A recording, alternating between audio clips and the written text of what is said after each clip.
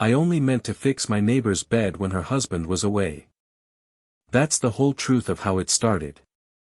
A wobbly frame, a loose set of bolts, a small favor between two people who lived a fence apart. Her hallway glowed soft and amber, dark wood dressers along the wall, a row of framed pictures watching me work. I knelt on the plank floor, breathed in cedar, and turned the last screw until the frame stood straight and silent. "It's done," I told her. Then, behind me, I heard the lock turn. Brass catching the lamplight. And I stopped breathing. My name is Elijah Booker. I'm 35 years old, and I fix broken things. Chairs that lean. Drawers that stick. Old beds that people can't bear to throw away because someone they loved was born in one, or married out of one, or spent a last winter in one. I run a small workshop off a quiet street in Savannah, Georgia, where the light comes in slow through a roll-up door and the whole room smells like cedar and beeswax and the fine sweet dust of pine. That is my life. It has been my life for 8 years, and for most of those 8 years I was content to keep it exactly that small. My father taught me the trade before I knew it was a trade. He had big, careful hands, and he said the same thing over every board he ever cut. A thing's only worth building if it's true. He didn't mean pretty. He didn't mean expensive. He meant true, square to itself, level to the ground, honest all the way through. When he passed, the one thing I kept was his brass level. Old thing, heavier than it looks, the little glass eye of it clouded at the edges. I keep it on the bench where I can reach it without looking. I've laid it across 10,000 surfaces in my life, and it has never once told me a kind lie. My days are simple, and I've made my peace with simple. I'm up before the sun. Black coffee, no sugar. Then wood, until the light goes orange and the crickets start up in the live oaks. There's a rhythm to it that a person can lean their whole weight against, the rasp of the plane, the bite of the chisel, the way a rough board slowly remembers what it was supposed to be. I stopped expecting much more than that. After a while you convince yourself the wanting itself was the thing that got you into trouble. I was married once. Her name was Camille. She left me 2 years ago, and she wasn't cruel about it, exactly. She just stood in the doorway one morning with her keys already in her hand and told me this place isn't going anywhere, Elijah, and neither are you. She meant the shop. She meant me. We didn't have children. It was only ever the two of us, and then it was only me, and I learned how to fold that kind of quiet into something I could live inside.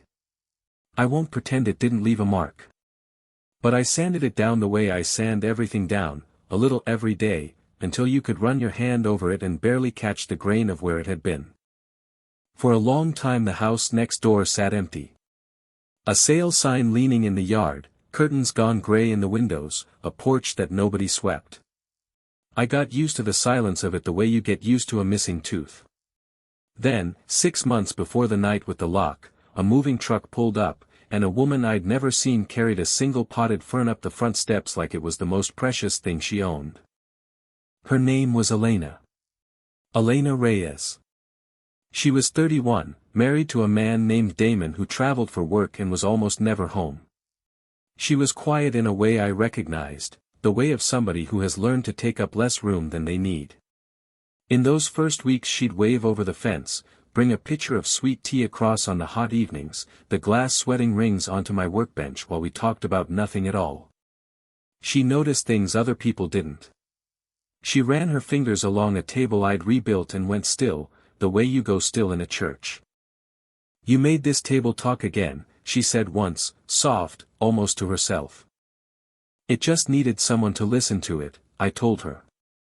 I thought it was luck, her moving in next door. A good, ordinary stroke of luck in an ordinary life. I told myself that for months, the way you tell yourself the weather. I didn't know yet that nothing about it was luck. I didn't know that the woman carrying that fern up the steps had spent 9 years learning how to find me. I only knew that the empty house wasn't empty anymore, and that the quiet next to me had started, very gently, to feel less like being alone. It began with small things, the way these things always do. A door hinge that had dropped and dragged a scar into the frame. I brought my oil and a screwdriver, lifted the door back onto its true line, and she watched the whole time from the end of the hall with her arms crossed and something unreadable in her face. A drawer in her kitchen that stuck every time the humidity came up off the water. I planed a hair off the runner, waxed it, slid it home, and it whispered shut like it had never fought anybody. She kept finding things for me to fix. I didn't mind. I told myself a good neighbor doesn't count favors, and that was true, but it wasn't the whole reason, and somewhere underneath I already knew it. It's a strange thing, to be needed in small ways by someone. Each little job was an excuse for an hour, and each hour was a door held open a crack.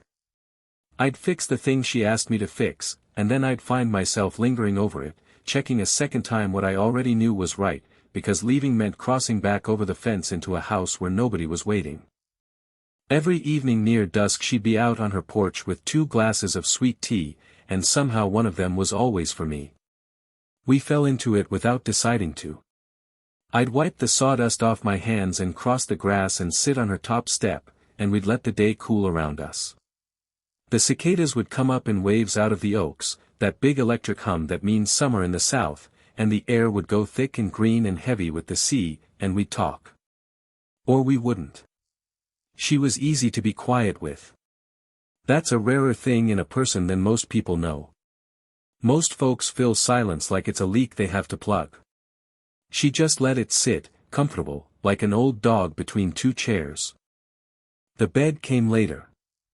She caught me at the fence one afternoon and said her frame had gone wobbly, that it groaned and shifted every time she moved, and would I mind? Her husband was away, she added, quick, like she needed me to know that mattered and didn't want to say why. I told her I'd come by after supper. That was the night the light was low and gold all down her hallway, the night the dressers stood dark against the walls and those framed pictures watched me from the plaster. I tightened every bolt. I laid my father's brass level across the rails and read the little eye of it. Now it's true, I said. She was standing in the doorway, and she looked at that word longer than a word deserves. True. Like I'd handed her something she'd been reaching for in the dark. Then she said thank you, and it came out strange and tight, and she reached over and turned the lock, and just as fast she turned it back, and laughed at herself, and told me she didn't know why she'd done that. I didn't either. I said goodnight and I went home and I lay awake a long time, listening to my own house tick and cool, thinking about the sound of that brass catching, and I couldn't have told you why it stayed with me the way it did. I only knew that it did. I told myself it was nothing. A nervous habit. A woman alone in a house at night, checking a lock the way anyone might. That's how good I'd gotten at not seeing what was right in front of me. After that, something shifted, so slow you could pretend you didn't feel it moving. She started asking me questions about the work, real questions, the kind that meant she'd been thinking about it after I left. One evening she pointed at the level lying across a board and asked me how you know, really know, when a thing is level. Your eyes lie, I told her. Ceilings sag, floors settle, the whole house leans a little and takes your eye with it. So you stop trusting your eyes and you start trusting the bubble. The bubble never lies, she asked. The bubble can't, I said. It doesn't know how. And she went very quiet after that, and looked out at the dark yard like I'd said something about her instead of about a tool. I didn't understand the look then. I understand it now.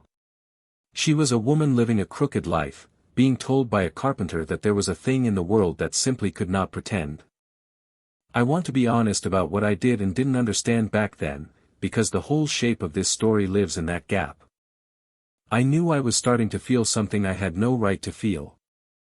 I knew the sweet tea and the porch steps and the long green evenings were becoming the best part of my day, and that she was somebody's wife, and that a decent man keeps a careful distance from a fence like that.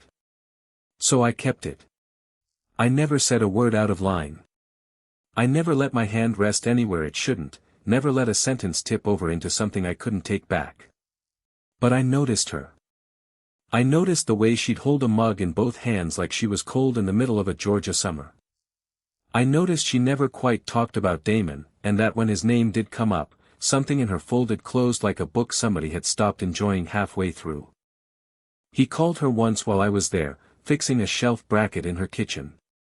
I heard her answer, heard her voice go smooth and small and careful, the way a voice goes when it's talking to somebody it has already given up on. Yes. No, it's fine. No, nothing happened today. Okay. And then she set the phone face down on the counter and stood there with her back to me for a second too long, and when she turned around she had a bright, borrowed smile on that didn't reach anywhere near her eyes. I didn't ask. It wasn't mine to ask. But I filed it away, the first thin crack in a thing I'd taken for solid. A marriage, I thought. A tired one. That was all I let myself think. And then there was the toolbox. She kept a little kit of her own, nothing serious, a few screwdrivers, a tape measure, the things a careful person keeps. One evening she went inside for more tea and left it open on the porch boards, and I glanced down the way you do, not looking for anything. Under the loose screws and the picture hooks there was a stiff plastic card on a faded lanyard. The kind you wear clipped to your chest in a building where they care who you are. I could just make out the letters worn along the top edge. Halloran and Pace. I want to tell you a bell went off. It didn't. That name lived in a part of me I'd sealed shut years ago, a firm in another city, another life, a life I'd walked out of and never looked back at on purpose. Seeing it there should have stopped my heart. Instead I looked at it the way you look at a word in a language you used to speak. A flicker of something, then nothing, and then she was back with the tea and the ice was cracking in the glasses and the cicadas were roaring, and I let it go. I let it go completely. Maybe I didn't want to know. Maybe a part of me had built such a careful, quiet little life out of not looking back that it refused, even then, to turn its head. That's the part one think about now. The audience of my own life could see it plain. She had a lanyard from the firm that broke me. She had known who I was before she ever carried that fern up the steps. She was choosing me one small favor at a time, and the reason she gave, the wobbly bed, the sticking drawer, was true, and it was covering another reason that was truer still. Everyone watching could feel it. I was the only one in the room who couldn't. I sat on her steps in the green dark, drank her sweet tea, told myself it was luck, and I did not know a single thing. Camille came back on a Tuesday. I hadn't heard her voice in almost 2 years, and then it was just there in my shop, filling it up the way it always used to. She looked good and she knew it, and she walked the length of my bench trailing one finger through the sawdust like she was inspecting a thing she used to own. Word travels, she said. She'd heard about the commission, because there was a commission now, a real one. A historic hotel downtown, the old grand kind with a lobby full of ruined 19th century furniture, had hired me to bring all of it back to life. It was the biggest job of my life and the first time in years the town had said my name out loud with respect in it. And Camille had smelled that respect from wherever she'd been, and come home to stand in it. She'd seen Elena, too. That was the real reason, though it took her a while to get there. She'd seen me on the porch next door with the tea and the easy quiet, and something in her that had never really wanted me anyway still couldn't stand to watch somebody else want me instead. So she dug. Camille was always good at digging. She still knew people from the old days, people from the firm, and she came back a second time with a manila envelope and a look on her face like she was holding a lit match over dry grass. You should know who your neighbor really is, she said, and she started laying paper on my bench. Personnel records. An old project file, thick and official, stamped across the top with a name I hadn't let myself read in 9 years. The Ashford Library. And there, in the roster of names, was Elena's. Elena Reyes, junior drafter, first year. She had been there. She had been in that building the whole time, back when I was the young engineer who reviewed those drawings, back at the start of the worst season of my life. I need you to understand what that project was to me, because Camille laid it out on my bench like a weapon, and it had always been a wound. 9 years ago I was 26 and I thought the whole world was in front of me. I ran the structural review on the Ashford job. Late one night, deep in a set of beam schedules, I caught a load value that was wrong, mislabeled, undersized, the kind of small mistake a tired person makes at the bottom of a long page. It belonged to a first-year drafter, somebody brand new, somebody who would have been ruined by it before their career ever began. So I did what my father's son does. I fixed it, and I wrote it up as my own oversight, caught on my own review, and I never put anybody else's name anywhere near it. It was a small thing. It cost me nothing to carry. That's what I believed. But there was a second thing, and the second thing was not small. A partner at the firm, a man named Roland Pace, wanted to value engineer the building. He wanted to thin the sheer walls to save money on a public library full of children and books. I ran the numbers, and the numbers said no, and I told him no, and I refused to put my stamp on it. And Roland Pace, who could not make me sign, decided instead to make me the problem. He took that little corrected load error, the one I'd taken onto my own shoulders, and he blew it into the story of a young engineer who couldn't be trusted, who'd caused delays, who had to go. Within a month I was gone. My name went quiet in that city in the worst way a name can go quiet. And the true record, the memo where I laid out exactly what Pace wanted to cut and exactly why it was dangerous, got buried in a file room and never saw daylight again. So I left. I left the whole profession. I came to Savannah with my father's tools and I built a smaller, truer life out of the pieces, and I told myself the story was over. I told myself I'd chosen the quiet. It's easier to live inside a thing you've decided to call a choice. Camille thought she was handing me a bomb. One email, she said, tapping the envelope with one long nail. One email to that reporter, one to the husband, and both of them are finished. Your little neighbor caused a near disaster, and you covered it up for her. That's the headline. That's what this whole town reads with its morning coffee. She was smiling. She thought she was choosing which of us she got to destroy. I stood there with my hand flat on the edge of my workbench, gripping the wood until my knuckles ached, and I made myself read every page. And the longer I read, the more the ground under all of it shifted. Because it was all there. Buried in that same file, right where Pace had entombed it, was my own memo, dated, signed, exact. The load error was minor, caught on review, corrected before it ever went anywhere near steel. And the real danger, the only real danger the Ashford job ever faced, was the thing Roland Pace wanted to build and I refused to stamp. The paper Camille had brought me to end my life was the paper that cleared my name. Every word of it. 9 years I'd carried a stain that this file wiped clean in a single reading. For a moment I couldn't move. 9 years of quiet shame, of half believing the story they had told about me, of teaching myself to want less so the losing would hurt less, all of it undone by a stack of paper my own ex-wife had carried in to wound me with. And then my eyes went back up the roster, to that one name, and something else came apart quietly in my chest. Elena Reyes. Junior drafter.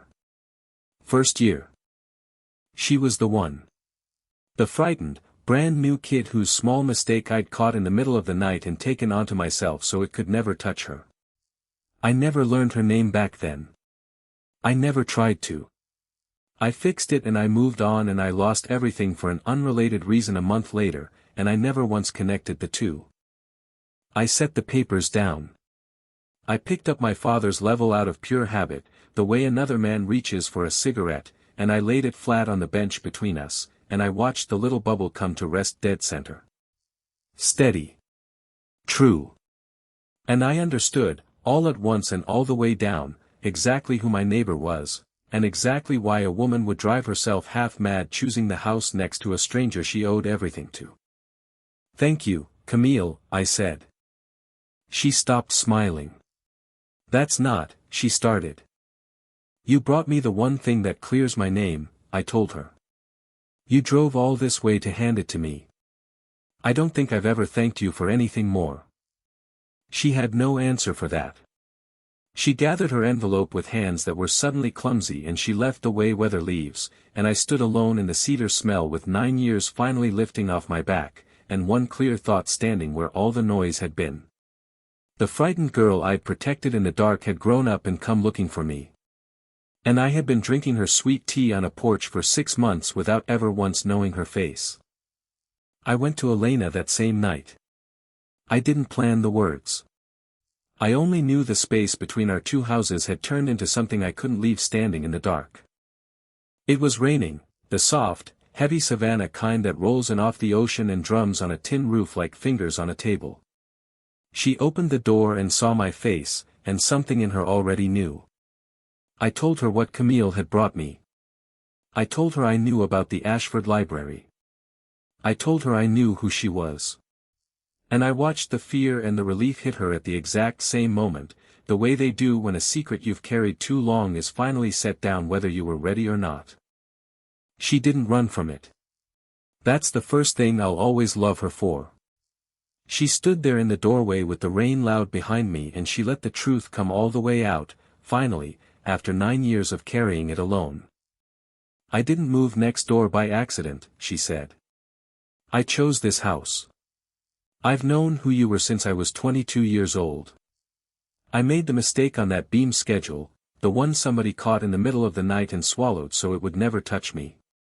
I didn't even know your name, not then. I only knew that somebody in that building had stood between me and the end of everything, and a month later that same somebody was walking out the door with a box in his hands and the whole firm calling him careless. And I never said anything. I was 22 and I was terrified, and I let you carry it, and I never said one word. Her voice was shaking now, and she didn't try to stop it. I spent years trying to find out where you'd gone, she said. And when I finally did, when I saw your name under a photograph of a table you'd rebuilt, in a little magazine, I couldn't breathe. I told myself I only wanted to say thank you. That I'd knock on your door, say the words I owed you, and go. But I couldn't even do that honestly. I know how this looks. I know exactly how it looks. I didn't come here out of guilt. I came because I've loved you since before I knew how to say it, and I was such a coward about it that I dressed it up as a broken bed and a sticking drawer, just to sit near you on a porch and not have to say the real thing. Then she told me about the door. That first night, she said. When I locked it. I locked that door because I had finally decided I was going to tell you all of it. Everything. Who I was, why I was here, what I felt. I locked it so I couldn't lose my nerve and run. And then I looked at your face and I lost it anyway. So I unlocked it and I said thank you and I let you go home, and I hated myself the whole night. And Damon, I said. Because it had to be said. Damon's been gone a long time, she answered, quiet and clear. Not just on the road. He has a whole life in Charlotte, and someone in it, and he's had it for the better part of a year. We're 2 names on a piece of paper, that's all we've been. I stayed because leaving felt like failing, and I've spent my whole life afraid of failing in front of people. But there's nothing left to be loyal to. There hasn't been for a long time. I could have crossed that doorway right then. Everything in me wanted to. But I was raised by a man who believed a thing is only worth building if it's true, and I was not going to build the best thing in my life on a crooked foundation. Not like this, I said. Not while there's still a paper with his name on it and yours. You end that clean, in the light, with your head up. I'm not going to be the secret that lets him make himself the victim. You deserve better than a beginning you have to whisper about.